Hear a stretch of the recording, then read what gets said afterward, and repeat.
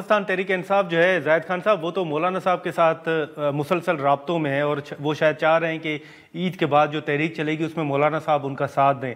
आपको नजर आ रहा है कि मौलाना साहब पीटीआई का साथ देंगे? देखिए, मुझे एक बात जरूर बता दें कि मौलाना साहब का के जो इलेक्शन जितने भी हुई है इस पाकिस्तान में, मौलाना साहब ने तो पुख्तनख्वा के अलावा या बलूचिस्तान के अलावा तो कई सीटें तो नहीं जीते ना कि उनके साथ दान हुई है। अगर दान हुई है तो उसके साथ तो पुख्तनख्वा में, तो पुख्तनख्वा में किसकी हुकूमत है? तो मेरे ख्याल में ये नहीं हो सकता है जी, क्योंकि उसका बेस वही है। तो ये एक चीज, ये एक प्लेटफॉर्म इसलिए है क्योंकि दोनों एक दूसरे के मुखालिफ है। तो मेरे ख्याल में ये बात होगी, अभी भी अगर आपने देखा होगा तो एक दूसरे पर इतराज करते भी है और वो कहते हैं कि जी अगर इस्तीफा देने तो पुख्तनख्वा से शुरू करना है। तो ये पीटीआई इसके लिए तैयार है? पीटीआई तैयार नहीं है। जब तैयार नहीं है तो कैसे भी ये इतिहाद बनेगा, आगे चलेगा? देखिए, इतिहाद तब बनती है जब सब ये इस्तीफों की बात मौलाना साहब ने की है जाहिद खान साहब। बिल्कुल, ये आपने नहीं देखा, टीवी पे भी आते हैं, खबरों में भी आते हैं। अभी भी मुर्तजा की इनकी जो जनरल सेक्रेटरी उनकी भी अभी भी तलकलामी भी हुई थी इन्हीं बातों पे। तो मेरे ख्याल में ये ऐसा नहीं है, क्योंकि अब पॉलिटिकल पार्टी अपना एक वजूद रखती है और अपना एक मंशूर रखती है, उस पर वो चलती है। क्योंकि हम जो मौलाना फजल रहमान साहब है, ये छोड़ दे कि सियासत में कितने बातें एक दूसरे की होते रहते हैं, लेकिन मेन जो सियासी मफादात है उसके खातिर मेरे ख्याल में कोई भी सौदा करने को तैयार नहीं होते। अगर मौलाना साहब अपने सूबे से जहाँ पे देखे ना, ये जिस सीट पे मौलाना साहब लड़ता है वहां पे हमारे जो गवर्नर साहब बैठा है टुंडी वो भी होता है, या हमारा जो वज़ीर आला साहब है वो भी होते हैं। तो वो तो एक सीट की ये तीनों एक सीट पे इलेक्शन लड़ते रहते हैं, तो इसका क्या इजाला होगा, कैसे होगा?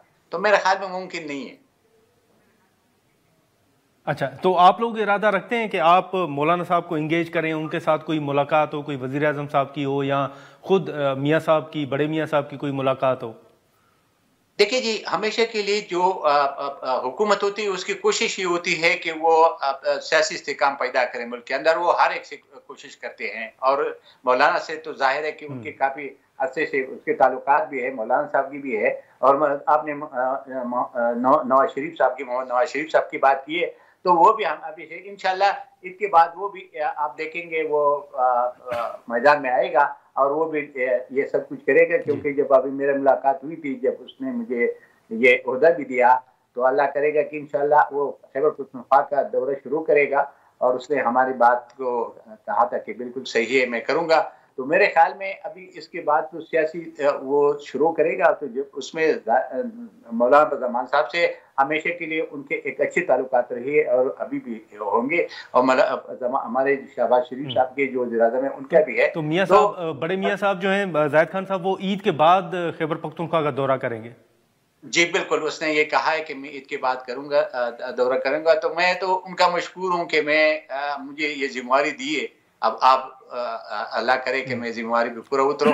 और खास जो हमारा सदर है मीर मुकाम साहब, वो उसने भी कोशिश की थी, वो भी इस वक्त हमारे सूबे में लेकिन जाहिद खान साहब, इस वक्त अगर आप देखें तो जो मौलाना साहब के साथ इनके मुज़ाकरात हो रहे हैं, उन्हीं मुज़ाकरात के दौरान जो वज़ीर आला खैबर पख्तूनख्वा हैं गंडापुर साहब, उनकी तरफ से जो कुछ बयानात हैं उन पर मौलाना साहब को बड़े तहफ़्फ़ुज़ात हैं और उन्होंने ये कन्वे भी किया है कि एक तरफ आप मुज़ाकरात कर रहे हैं, साथ चलने की बात कर रहे हैं और दूसरी तरफ आप इस तरह के बयानात दे रहे हैं। आपको लगता है कि खैबर पख्तूनख्वा के अंदर, हम मरकज़ को अगर छोड़ दें, खैबर पख्तूनख्वा के अंदर, पीटीआई के अंदर कोई धड़ेबंदी है, कोई ग्रुप बंदी है, कोई तकसीम है? देखिए, जितना इस वक्त धड़ेबंदी उनके अंदर है शायद कभी भी नहीं हो। मैं आपको ये अर्ज करना चाहता हूँ कि खुद अपने एक दूसरे के पे करप्शन के इल्जाम लगा रहे हैं। कमेटी बनी है, वो कमेटी के वो कहते हैं कमेटी भी पैसे मांग रहे हैं, यानी अपनी कमेटी पार्टी की बनाई हुई है।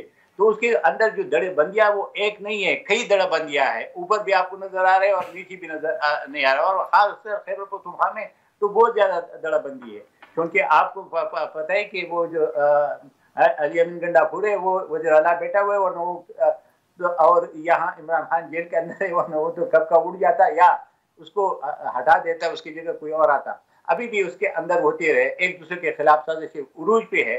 और इतने ग्रुप बंदियां है कि इससे किसी भी पॉलिटिकल पार्टी में इतने ग्रुप होती है, हर एक जगह पे इख्तिलाफ राय होती है, लेकिन इसमें ग्रुप बंदी है बहुत सख्त, और इसकी वजह से उनका बहुत नुकसान हो रहा है। वहां पे सुबह के किसी मामलात की तरफ कोई तवज्जो नहीं है वज़ीर आला साहब की। आप कुर्सी को बचाने के लिए लगा हुआ है, या ग्रुप बंदी के पीछे लगा हुआ है, और वहाँ लैंड ऑर्डर की सिचुएशन आपके सामने है। हमारे वहाँ सूबे में तरक्की काम तो है ही नहीं, वहाँ पे बेरोजगारी है, गुर्बत है। जो इस वक्त जो सूरत हाल है, ये 11-12 साल से जो हुआ है, वो अल्लाह ही हाफिज है हमारे सूबे के, अल्लाह उस पर रहम करे।